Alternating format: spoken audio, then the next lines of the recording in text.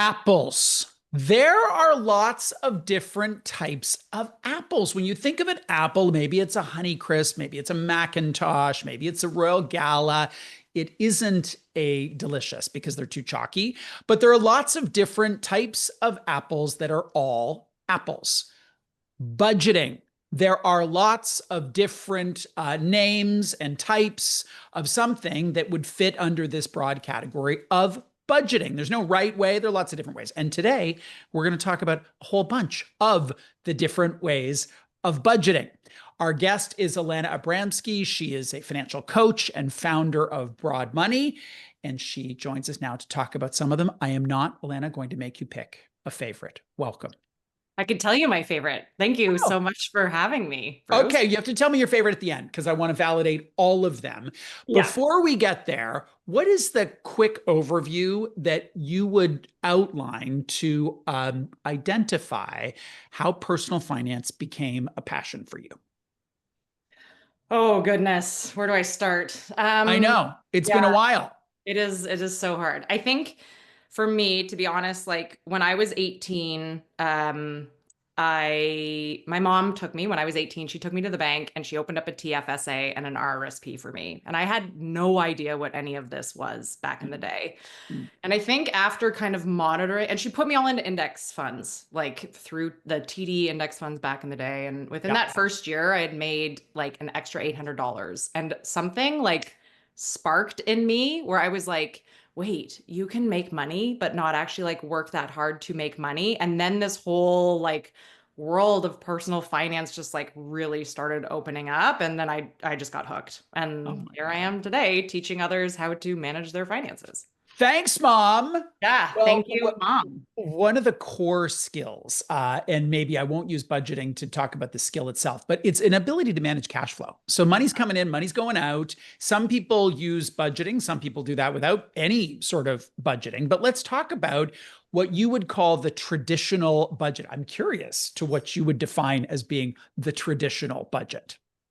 Yeah, so this is basically like where you are tracking every single dollar. So this is where you're listing like all of your income and your expenses, and then you're like categorizing all of them. And what I really like about this approach, this is actually like one of my favorite approaches that I do with a lot of my coaching clients, is that it really gives you full visibility into where all of your money is going, because we can't make changes of what happened in the past. But when you actually see where all of your money is going, you can think to yourself like, okay, now that I know where all my money is going, I can make some changes moving forward. So that's what I would call the traditional budget. This would be Yeah. great for like spreadsheet lovers and type A people like myself. Right, Yeah. right. Zero-based budgeting is option number two. How does this one differ? Okay, so this one basically is where you give every single one of your dollars that you have coming in a job. So Mm. like in the States and also here in Canada, we have that app called You Need a Budget. Mhm. That's the whole premise of zero-based budgeting. So you basically look at like your income minus your expenses is going to equal zero, which means that you have no money sitting in your deposit accounts, like your checkings, your savings. It's like every dollar has a job. It is doing something. Now, is this one easier or harder to set up and maintain than the traditional? That one's, I would say, a lot. The traditional budget is probably the easiest one. I would say if you're going to do zero-based budgeting, like you really need to stay on track of this. YNAB is supposed to be a really great app for that. I haven't used it myself. But if you're doing zero-based budgeting, it means that you really have to track all of your spending, right? At the end of the day, Yeah. and to see if there's any money left over. So it is a little bit more like you got to be a little bit more diligent with it. And it's less likely that you fall into the trap of like, I'm spending my money and then I'll just save what's left over. No, no, no. You're determining at the very beginning of the month how much you're going to save because you've labeled that. That savings has a job. It has a job. Yeah.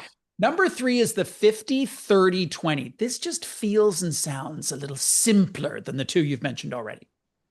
Yeah, so this is basically where you're going to kind of split your budget into different buckets. So like when you make income, let's say 50% of it is going into your needs. So think like housing, utility bills, transportation, those kinds of things. Then you're going to Netflix. Netflix, yeah, if that's your Need. need for sure. Yeah, I mean, Totally. like for me, it is. Yeah. 30% is going to go into your wants, let's say. So this is going to be like your dining out, maybe that trip you want to go on, just fun things. And then 20% of your income is going to go towards savings and or debt repayment. So the thing I like about this one, and this is where you can kind of work your numbers because depending on where you live, your numbers are going to look very different, right? Like there's no way that me living in Toronto with my wife, like we are not spending 50% of our income on housing. I wish Mm, we were, but it is a little bit more expensive, right? So yeah. depending on where you live, you kind of have to, you got to change your income to fluctuate with where you're living. Is this the one that adheres most closely to the idea of pay yourself first, that Dave Chilton and whoever else mantra? You take that 20% and it just disappears. Yeah, the pay yourself first is actually one of the things, like it is one of the budgeting principles. So that pay yourself first, like when you're doing the 50, 30, 20 bucket, it's almost like you can set up three different checkings accounts where you're Mm, putting like your 50%, your 30%, and your 20%. I find though that's different than the pay yourself first, because with pay yourself first, you are just like when you get paid, that money is leaving first thing. right. Whereas sometimes what I find is when people have money sitting in different buckets, they're like, oh, I overspent too much in my want category. I'm just going to take some from that 20% savings category that you shouldn't be touching. Damn. So it's a little bit different. Goals based budgeting is method number 4. It sounds pretty descriptive, but tell us a bit about it. Yeah. So basically, this is where you're going to start with your goals first. So when you make income, you are going to pay your necessities, right? So that's where you have to go through and you have to figure out what are your necessities. So you pay your necessities first, then you prioritize money towards your goals before your wants. Now, your goal could be whether it's, getting out of debt or whether it is going on that dream vacation that you want or saving up for a car or whatever your goals are, because sometimes people have goals that you're putting money into assets that are depreciating in value, Mm, right? Like if you want to buy a boat or an RV right. or whatever it is, right? So this is where you take your income and you focus on your goals first after your necessities, and then what's ever left over goes to your wants and fun money. Okay, so now we're to number 5, the pay yourself first Yes. budget. Tell us a bit more about how you would distinguish this one as being unique. So this one really is what I think of when you're paying yourself first is you're putting your money towards, you're putting your income towards things that are going to help your net worth grow over time. So when I say to my clients, like you need to pay yourself first, this means you're either putting money towards your high interest debt repayments Mm, or you're putting money into your investment vehicles. And by doing these two things first before anything else, it's going to help your net worth grow over time. So mm, that's how it differs a little bit. You're not just focused solely on your goals, which you could have a goal of wanting to travel. The pay yourself first is really going to help your net worth increase over mm. time. Number 6 is the spending cap budget.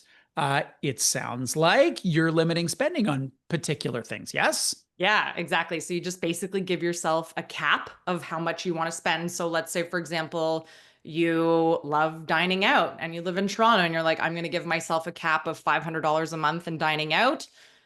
That is your cap. And once it's gone, it's gone. You do not dine out anymore. So that Mm, is a form of budgeting that you can do. I would say in this one, you really want to categorize your buckets, like your maybe housing is one cap that you have, and you've got your fun money and you're dining out and you're entertaining. But it's like once that money is like gone, then it is mm. gone, gone, gone. So number 7 is the envelope system. How does it differ from what you just described? Because they sound quite similar. Yeah, so the spending cap budget I usually suggest for people to do with a with like eh, with deposit accounts like checkings and savings accounts where you have different accounts for different like spending caps. The envelope system is where you're actually taking cash out from the ATM and you are Mm, stuffing it into those envelopes. And I find because we live in this technological world now where everything like I can swipe my Garmin watch and make a purchase, I find with the envelope system, it's really good mentally for people to see like if they're taking cash out of envelopes and they're like, okay, my cash is dwindling away. right. They're a little bit more receptive to saying like, I'm almost out of money, right? Where Right. if it's all online and it's all like coming out of a checking or savings account, it's not really real. It doesn't feel real, even We though it is real. foreshadowed But like that with you the had envelope we system, it is it's tangible. like real you can get a paper cut from that paper. We foreshadowed that Yeah. I Oh, would yeah. ask you which was your favorite, which is your favorite and why. Yeah, so I love like obviously I'm like super big into paying myself first. Now, for me personally, I like tracking all of my money. Like I love the traditional budget. I like to track my spending. I like to see kind of what, I go into different seasons and I'm spending more money in summertime versus, January, February, March. So I like doing the traditional budget. I'm also big into the pay yourself first budget. There Mm. is, and I do this with my coaching clients, you have to find a budgeting system that works for you. As Yeah. you mentioned before, cash flow is like the number one thing that we can do for financial health. So like find a system that works for you. How do you determine which one that will be? You've outlined 7. How do you determine what's a fit? Yeah, there's a little trial and error with it, to be honest. Like some people like really hate tracking. So I'm like, okay, that's not your traditional budget right there. You are not going to be a tracker. The zero-based budget has been pretty good for some people, but then they would be using kind of those apps kind of thing.